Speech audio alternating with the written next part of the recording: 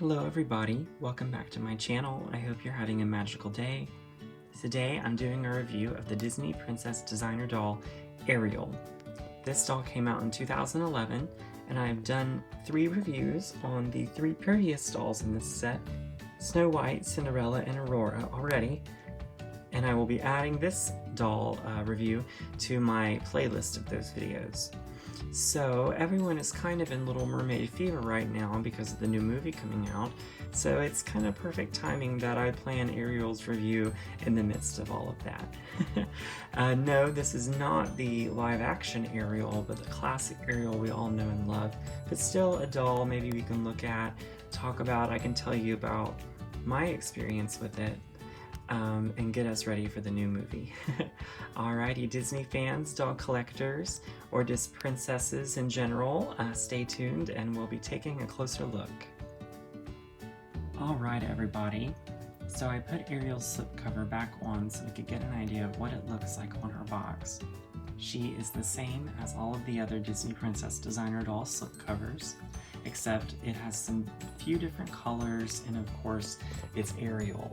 So the bottom has that gold leafy floral kind of royal looking wallpaper design, and those all match, and her plaque does say Ariel.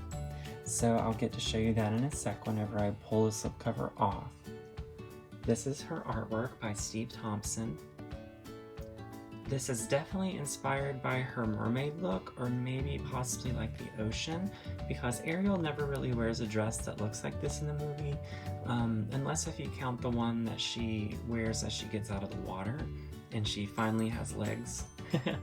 I think that could be it, but then again I think maybe it's just inspired by the ocean. So her color in this line is turquoise, represented there with that circle and that font, and on the top of the slipcover it has her name in turquoise, and it says Disney Princess Designer Collection. So I think Steve Thompson captured her beautifully here. She has her, of course, signature red hair, and it goes all the way down. My goodness, I'll have to show you how long her hair is. And in her hair she has a seashell, which seems to be inspired by Ursula's shell that she uses to steal Ariel's voice. She has earrings, turquoise, eyeshadow, and her dress is made out of greenish turquoise, kind of sea foam colors, and there's little gems scattered throughout, and I'll get to show you all of that up close. Here is the back of Ariel's slipcover.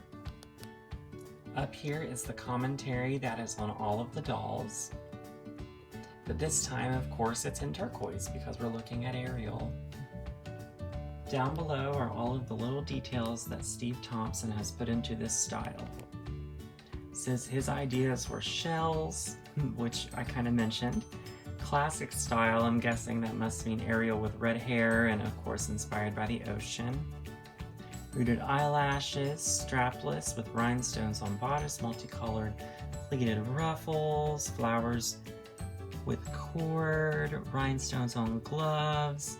So he really worked super hard on this, but it really is very simple and gorgeous at the same time. It's very glamour, you know, very runway. So it's not too much, but you know, not too little. So of course all of these little writings are in teal down here. And whenever she came out, she was $59.50. And I believe he came up with this final look here. Alright, so I've got Ariel's slipcover off, and now we can take a look at all of her details up close. So here is her face. I don't believe that this face sculpt has ever been used again, and I think I'm going to say that about all the dolls in this line, because these dolls just look nothing like any other dolls we've ever gotten before of the princesses.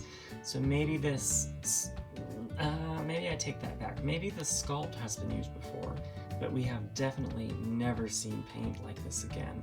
They look really different here, you know, you can really tell the difference between this line and then future lines. So I might have to look at another Ariel doll from this time, maybe like the Ariel Classic doll from this year, which I don't have, but I could look online. But this paint we never see again. So she has blue eyes and turquoise eyeshadow, and her eyebrows are kind of reddish brown, and she has pink lipstick on that shimmers, and she's smiling. Her eyelashes are really pretty. She has like short and they're kind of cut at an angle, and then she has one long lash at the end. Of course, she has her red hair, and I told you how long it was. It goes all the way down to the bottom of her box. So she really is rocking the red hair, and it matches the artwork. And it's kind of up in like a bun a little bit. It's kind of like it's been teased up or puffed up, and then it wraps back around. And there is that seashell that we were talking about. But here it looks more like a seashell, like gemmed hairpiece instead of like Ursula's seashell. So that they might be taking inspiration from that. So here is her turquoise ruffled gown, and it goes all the way to the floor, and it has like the sea foam, the turquoise, green, blue, all of those beautiful colors in it, and it just makes it look like the ocean. And each panel is its own different panel, so it's very high quality, and it goes all the way to the floor and kind of trails behind her some.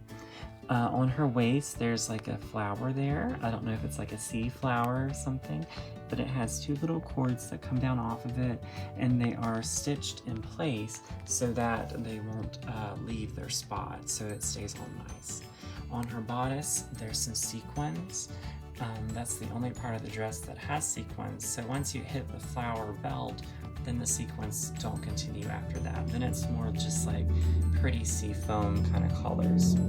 So her gloves are like the light blue color, and it looks like the gloves that all the other princesses have on, but these are more bejeweled than a lot of the others, and there's like little blue kind of like gemstones on it. So she really just looks like she walked out of the ocean. In terms of her shoes, I'm not sure what kind of shoes she has on, but I think they're just like blue heels. And of course it says Ariel there on the plaque. Here is the back of her box, and it basically just has the artwork there again. But here is our Disney Store exclusive signature of authenticity, and I got number 2826 of 8,000. So this doll, out of all of the other dolls in this set, was the hardest for me to track down because on eBay she was selling for way too much money. I think I seen some for maybe $700 to about $1,000, and I just thought that's ridiculous for her. So I did find her on a Facebook group, Disney Limited Edition Dolls Buy Sell Trade, and I don't remember the lady who sold her to me, but she was very nice, very kind, and sold her to me for a price, I'd say half of what they wanted her for on eBay. The lady was getting rid of her dolls and needed some money for a major move, I think is what she said. She was going to move somewhere where she didn't have space for these things. So I told her that she'd be taken care of, and she has been all these years. So if you're watching this video, thank you for letting me take care of this beautiful doll. Alright everyone, that's all. Thank you for watching this review of the Ariel Disney Princess Designer Doll. Next, I will be doing a review of the Belle doll from Beauty and the Beast in this set. She is number 5 out of 10. Also, stay tuned for more doll content, more Little Mermaid content, and lots of new things coming up soon.